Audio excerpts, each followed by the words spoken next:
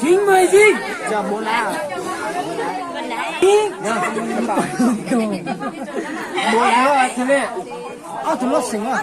789不知道，嗨，最买知道，嗨，多个，你几啊？多个，我知道冇你错，第三，Cọp lấy ngọc Lên kìa, lên kìa. cũng đây, wow, Mà, hôm nay có cho được cái rung gọi. yeah, đâu từ sao? Lên kìa. Sao sao rồi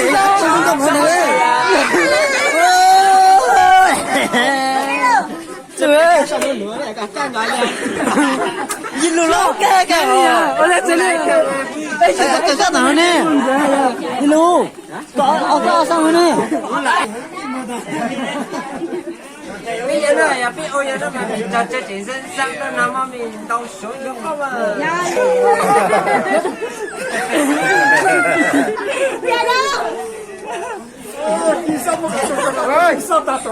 Cái cuối tuần cái này cha tụi đang chết đây cái này đó. Dạ. có ít chừng á, Ai có quà sợ ít thiếu.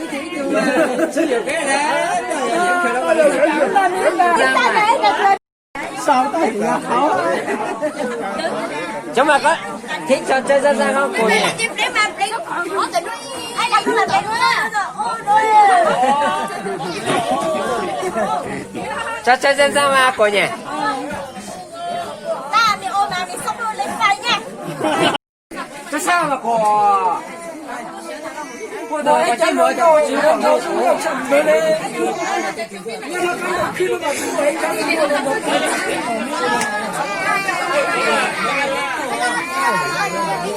Trời đất ơi, đừng có đem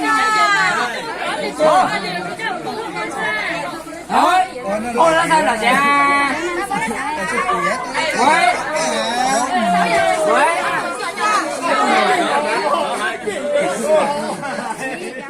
Chị à?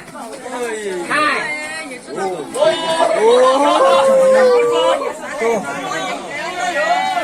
Ba bốn nơi.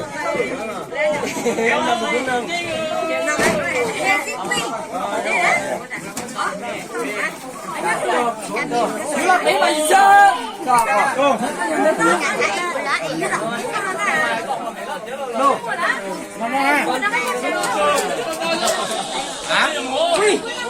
mà ra,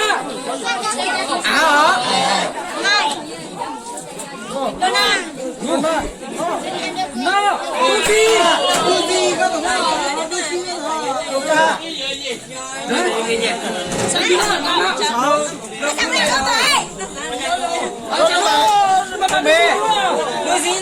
ai có tôi nói đi à? 3, 2, wow. bao nhiêu là đấy? Thằng nào kiếm nói à? Thôi nó là cứ chụp của ta đó rồi. Ai có tôi nói quên nó rồi à? Ui trời Có ơi. thì mua gì chúng nó ăn đấy. Dạ rồi, tôi nói được ai không được đôi gì. Ai có chắc quên mua à? Đẹp cái này tụi nó. Đấy đi luôn à? Cho cô mà nó có sáng. Đúng rồi. Tay kia luôn. Biết rồi. À, cứ chúng ta sáng tua. Kìa. Lão mua. Thế sao chẳng quên?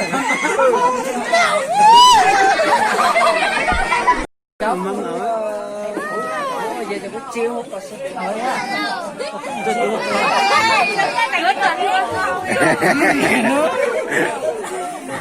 Là gì cơ? Mất ta xuyên. Bây giờ sẽ vứt về cho cháu nữa đi. Con chữa này nó con chữa hai trai bốn cô con hai Cháu nó sao